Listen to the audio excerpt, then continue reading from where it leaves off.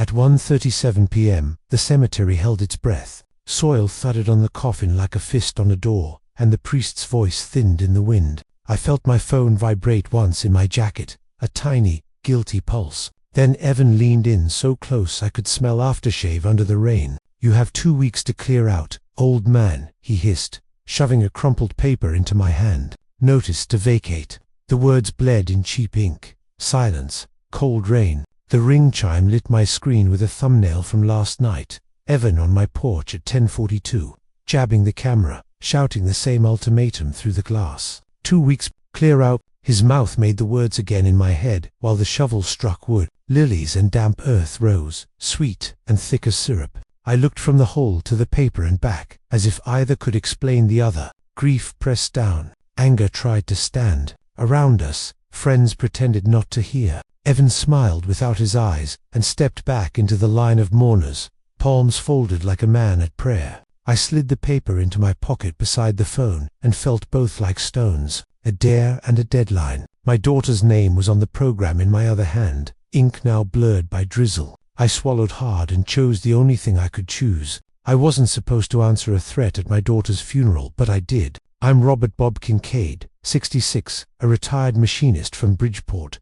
Chicago. Last Tuesday an aneurysm took my daughter, Anna, 34, quick as a light switch. Today we put her in the ground, and at the edge of the grave my son-in-law decided to act like a landlord. I have lived in the same red brick bungalow for 37 years. 2 years ago, when Anna and Evan moved into the garden unit with the kids, my lawyer put the deed into a revocable living trust and recorded a life estate in my name. Plain talk. The trust holds title. I hold the right to live here until I die. We did it because Anna said, "Let's make later easier, Dad."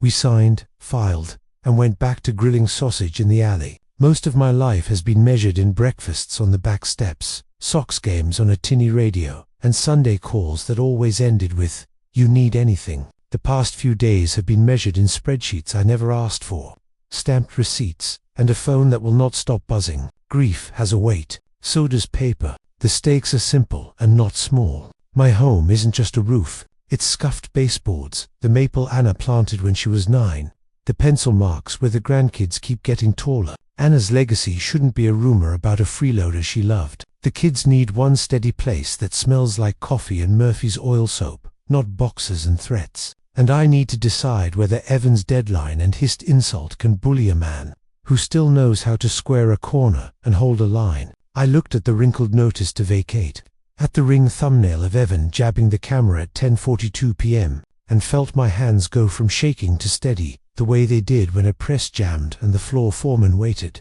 I didn't plan to shout. I planned to find better paper and read it to the end. I looked up. That's when I saw the binder Anna labeled Haustad Life Estate. I took the blue binder to the kitchen table, where coffee rings mark years. Inside, Anna's handwriting steadied me, a neat tab in black pen. Life Estate, recorded 0514. She printed straight, like she respected paper. Behind the tab sat a letter on our attorney's letterhead, Lisa Park, a plain English note Anna liked. Deed to Kincaid, revocable trust recorded, life estate reserved. Next, a recorder of deeds, receipt with a red stamp, date, time, document number, the bones that make a house more than wood. A yellow post-it clung to the sleeve. Her block letters, Dad, if anything happens, never sign anything from Evan without calling Lisa. She underlined never twice. I pressed my thumb to the word and felt the drag of ink. My phone buzzed. The Ring app showed last night's clip, Evan on my porch, at 10:42 p.m., pounding with his hand. 2 weeks, sign the quit claim, he shouted through the glass, face too close to the lens, breath fogging. The clip ended with him jabbing the bell, laughing. Beneath it, a text from his number lit the screen. We can do this the easy way. 2 weeks another followed. Sheriff will handle it. The timestamps lined up like tracks. I opened the binder's pocket and found recipes in Anna's slanted cursive chili. Banana breadened behind them, the careful legal tabs she'd made for me. Trust, life estate, insurance, contacts. Love lived there, and so did instructions. She set me up to hold a line without raising my voice. I copied everything. Photos of the tab, the stamp, the letter. I wrote the document number on an index card for my wallet. I checked the date on every page twice that day. I saved the ring clip to an external drive and forwarded the texts to a new email Lisa had set up for records. Paper is slow, but it doesn't forget. I exhaled, and the house smelled like coffee and oil soap. The binder anchored my hands, but a binder can't serve papers or file motions. But I needed more than a binder and a video clip. By 7:05 a.m. Monday, I was on the phone with Lisa Park, our elder law and real estate attorney. I talked fast. She listened, slowed me down, then said, "Bring the binder." I was at her Pilsen office by 7:40, coffee still too hot to drink. She spread Anna's tabs across the table, scanned the stamped receipt, and opened the recorder's index on her laptop. "Kincaid Revocable Trust holds title," she said, reading the screen. "Life Estate 2, Robert Kincaid, recorded 0514. No conveyances out, no notices filed, nothing from Evan." She printed the chain and handed me a copy. Toner hung in the room like a reminder to breathe. We put Evan's crumpled notice to vacate beside the printouts. No case number, no court caption. The statute citation didn't match Illinois' unlawful detainer. Lisa highlighted each flaw. "In Chicago, you don't evict with a threat and a calendar," she said. "You file a case, serve process, get an order, and he has no standing to do even that." She pulled the unlawful detainer rules and the Chicago lockout ordinance and ran her finger through the elements like a machinist checking tolerances. "A life tenant cannot be evicted by a lien owner," she said. "Your trust holds title. You hold present possession. We built a packet, trust certificate, life estate deed, the recorder receipt, Ring doorbell video on a thumb drive, screenshots of Evan's texts, and the graveside notice in a clear sleeve." She asked me to write a brief chronology. 10:42 p.m. doorbell clip, 1:37 p.m. graveside threat, 6:12 p.m. second text, dates and times, snap facts into place. I forwarded the Ring link to her case address and set the binder down like a brick. Lisa drafted 2 affidavits for me to sign, one about the doorbell video, one about the funeral exchange. She called a PS2 log an intake for elder financial exploitation and illegal lockout threats, then notified the sheriff's civil unit that a bogus lockout warning might be attempted. I heard myself exhale. The grief fog didn't lift, but statute pages and stamped receipts cut lines through it. Evan's bluster shrank next to our paper spine. We weren't loud, we were legible. At 9:10 we left with 3 folders, duplicate thumb drives, and copies for court. The hallway smelled like copier oil and rain off coats. My hands had work to do, and work steadies hands. She tabbed exhibits A through F, clipped my affidavits behind them, and wrote a cover sheet with the caption ready to fill. I tucked Anna's post-it in my wallet and checked the thumb drives. When we walked into the Daily Center, Lisa filed for a TRAW and an elder abuse order of protection. Back at Lisa's office, we turned grief into paper. The county recorder's index coughed up our parcel history. Kincaid, Revocable Trust. Life estate reserved to Robert Kincaid on 0514. No conveyances to Evan, no liens, no notices. She printed the chain and circled the document numbers. Toner warmed the room. Rain tapped the window like a metronome. We ran a notary search on the quitclaim Evan waved around. The commission number belonged to one of his buddies from their softball league. The date on the certificate was 2 days after Anna died. My signature leaned the wrong way and split my middle initial. Even my shaky morning pen doesn't do that. Lisa held a magnifier to the page and said, "This won't survive daylight." A title officer at Southside Title replied to Lisa's inquiry within the hour. "We're seeing a suspicious e-recording queue entry on your PIN." Her email read, "Submitting party is not on prior instruments. We've flagged it for manual review." She attached a screenshot with a timestamp and a QID. It felt like watching a hand reach for my door. Then the bank emails arrived. Evan had tried to open an $85,000 HELOC against the bungalow using the forged deed as authority. The loan officer asked for owner verification and received a PDF of that same notarized page. Lisa's jaw set. "That's attempted theft by deception," she said, tapping the screen. "An elder exploitation, if coupled with the lockout threats." I made the APS intake call while she drafted. "He said he'll change locks in 14 days. I told the specialist, and read the texts verbatim. She took the dates, created a case number, and said an investigator would follow up within 48 hours. I saved her name in my notebook and underlined it twice. "Sorry for your loss" card still stood on my mantel. Subpoenaed ready packets stacked on Lisa's desk. Denial writes in soft edges, dates and index numbers don't. We labeled exhibits, burned the ring clipped to 2 fresh drives, and sealed the forged deed copy in an evidence sleeve. Every receipt felt like a bolt tightened to spec. Lisa stacked the folders by hearing date, slid me copies, and said, "Breathe. Paper wins when people try shortcuts. It just takes time, patience." That's when we called the state's attorney and the recorder's fraud unit. At the Daily Center, the air smelled like wet coats and stamp ink. Lisa walked me to the clerk, filed our packet, and said, "Emergency calendar." The clerk stamped TRO, preliminary injunction, and quiet title counts, then pointed us to Chancery. Fluorescents hummed, paper moved in tidy stacks. We called the recorder's fraud unit from the hallway. A supervisor pulled our pin, saw the e-recording queue, and froze the suspect submission. "No instrument will post until reviewed," he said. "We're flagging the parcel for Fraud Watch." I wrote his name and time in my notebook and felt my shoulders drop. At the first floor desk, a CPD officer took our report for forgery and elder financial exploitation. Lisa laid out the forged deed, the notary info, the texts, and the ring drive. The officer read each line, then said, "We'll forward to financial crimes and the state's attorney." He handed me a case number like a small anchor. The sheriff's civil unit spoke plain. "No eviction happens without a filed case and a judge's order." The sergeant said, "We don't remove people because someone served a notice. A 2-week lock change is illegal."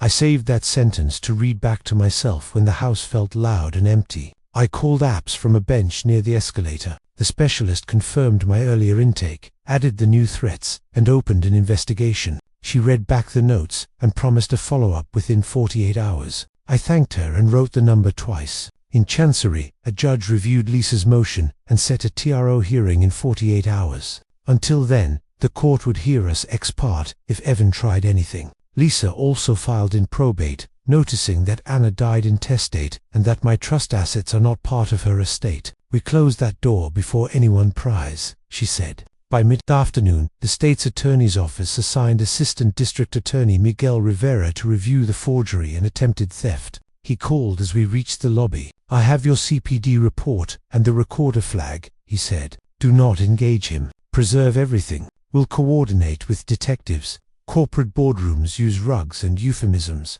Courtrooms use clocks and stamps. Sympathy bouquets waited at home." Here there were forms and order. Outside, rain pinned flyers to the plaza, and pigeons watched me. All we could do was wait then Evan tried a new move. He tried it the next morning. I found a plastic sleeve taped to my storm door, printer paper inside. Typed in bold, 14-day lock change notice. It quoted nothing, cited nothing, but the tone was loud enough to rattle dishes. An hour later, my neighbor texted a screenshot of Evan's Facebook post, a selfie by my fence, captioned, "Kicking out a freeloader." 2 weeks, comments piled up like trash. Public shaming travels faster than process. By noon, a white van idled at the curb. A locksmith stepped out with a tool roll while Evan filmed on his phone. I stood inside with the chain latched and dialed 911. CPD rolled up quick. The officer listened, read Evan's notice, and shook his head. "Chicago lockout ordinance," he said, pointing at Evan. "You can't change locks without a court order. You don't have one. He has possession. Back away."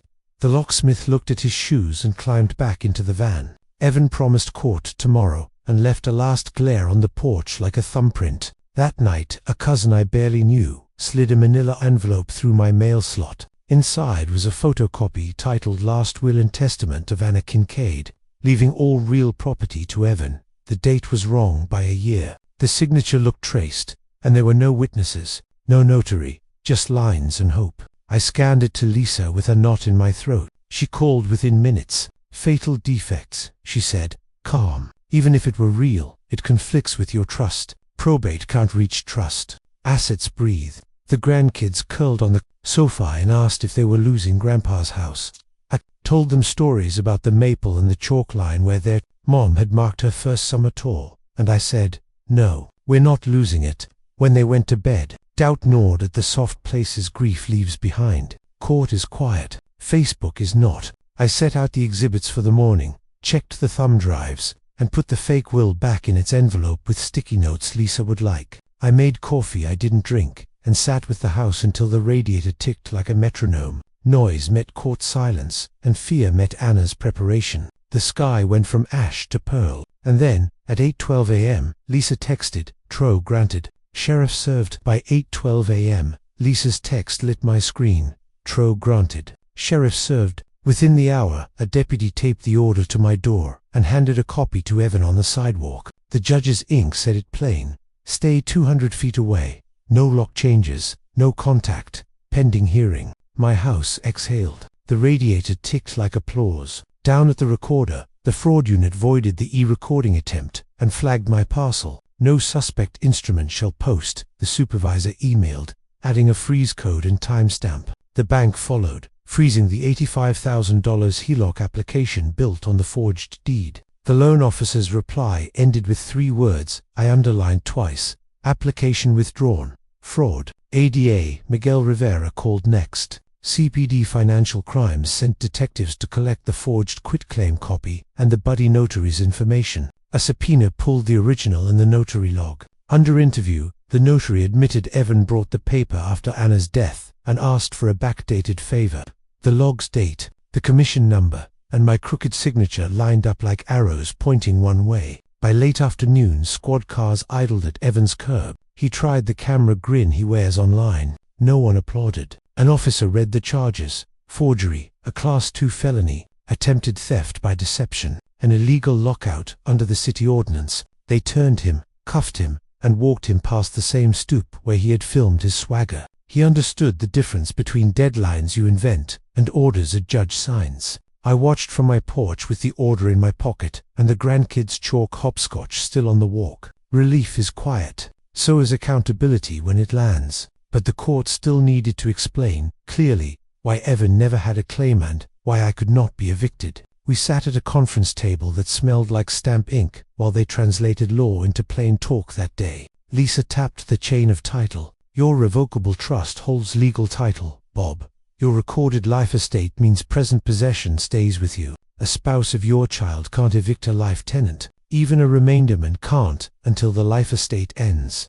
ADA Miguel Rivera nodded. "The quitclaim Evan waived is forged. A forged deed is void. It transfers nothing. You can't give what you don't own, and he had no interest to convey. That's why we charged forgery and attempted theft by deception." The title officer slid over a printout. "Our index shows no conveyance to Evan. The parcel was flagged. The e-recording will never post." She traced the dates with a pen. "This is what the recorder sees."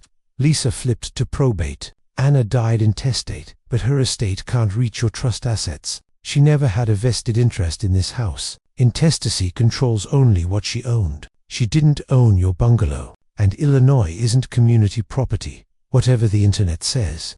Rivera added the city rule. "Chicago's lockout ordinance and the RLTO make 2-week notices meaningless. Only a judge can award possession after a filed case, service, and a hearing. Changing locks or shutting off utilities to pressure someone is illegal. That's why CPD sent him away." They let the room breathe. I had been drowning in comments from cousins who insisted Evan had marital rights to any house his wife slept in. Statutes and recorded instruments cut through that fog. The trust held title. My life estate held the keys. The forged deed was ink on air. Lisa stacked the orders we had. "This is why the TRO and the elder abuse order matter," she said. "They hold the line while we finish quiet, title and injunction. After that, he's locked out by law, not just by locks." The radiator clicked. I felt the ground under my feet again. The internet could talk. The paper would stand, which left one thing to do: turn orders into lasting protection. The judge made the temporary lines permanent enough to hold. In Chancery, she converted the TRO into a preliminary injunction that barred any lock change, transfer, or contact. Then she signed a quiet title judgment that declared the quitclaim void ab initio and confirmed what the record already said. My trust holds title. My life estate holds possession. The clerk stamped it. The gavel didn't need to fall. At the recorder, the fraud unit added a parcel flag, so any future attempt triggers manual review. The supervisor emailed the freeze code and time. I printed it and slid it into Anna's binder behind the red tab. In criminal court, Evans stood at the rail and took a plea: forgery and illegal lockout, The state dropped the rest in exchange for terms that had teeth. The judge sentenced him to 18 months probation, 60 days of the sheriff's work alternative, $22,500 restitution toward my legal costs, and a 3-year no-contact order with a 200-foot stay away. He nodded like a man chewing gravel. The deputy handed him the paperwork. I put my copy in a sleeve with the case number facing out. A PS closed their file with a line that felt like a verdict of its own. Substantiated financial exploitation protective order in place. Their letter went in the binder too. I kept thinking how different it felt to hold signed orders instead of offers, with soft words and hidden hooks. Hush agreements are warm for a day. Orders keep you dry in weather. On paper, the losses sat in brackets: time, sleep, money. On paper, restitution began to move back checks, stapled 2 copies. A ledger that finally showed more than outflow. It wasn't revenge. It was repair, measured and stamped. Months later, we gathered again not to fight, but to plant a tree for Anna.